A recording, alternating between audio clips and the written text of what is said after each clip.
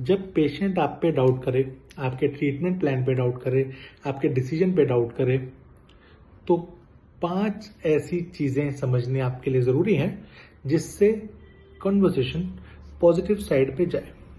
क्या वो 5 चीजें हैं?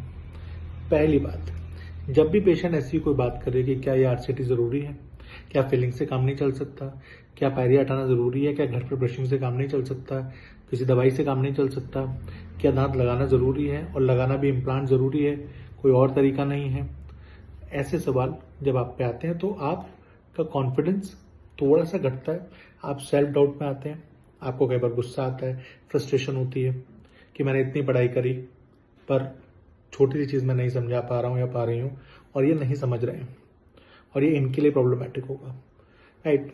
पर आप ये बात समझें कि पेशेंट जो डाउट कर रहे हैं वो डाउट माइंडसेट के साथ ही हर जगह जाते हैं, every place, beat bank, beat general store.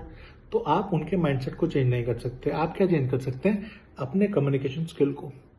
और उसके लिए सबसे पहले 5 चीजें समझिए। पहली चीज, आपको जो नहीं करना है वो है सेल्फ डाउट में आना। ये नहीं सोचना है कि ये मेरी डेंटिस्ट्री को या मेरे को जज कर रहे हैं, दिस इज देयर बिहेवियर।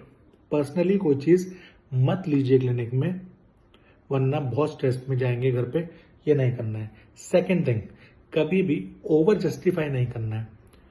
बहुत कोशिश नहीं करनी है कि नहीं आपको ये कराना ही चाहिए, आपको बहुत परेशानी होगी, ये ऐसे हो जाएगा वैसे हो जाएगा। नहीं, आपको एक्सप्लेन करना है, उस पर भी आएंगे, पर ओवर जस्टिफाई नहीं करना है, राइट।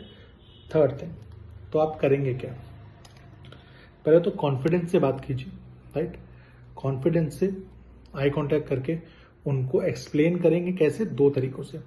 पहला तरीका, उनके खुद के एग्जाम्पल दिखाइए, खुद के पिक्चर्स दिखाइए, खुद के एक्सरेज दिखाइए, राइट। उनको दिखाइए लैपटॉप पे, स्क्रीन पे कि देखिए ये प्रोसीड कर रहा है और ये इस तरीके से आपको परेशान करेगा, राइट। अब इतना वर्बल बोलने के बाद भी कई पेशेंट्स इस बात की कन्विंसिंग पावर में नहीं जाते हैं।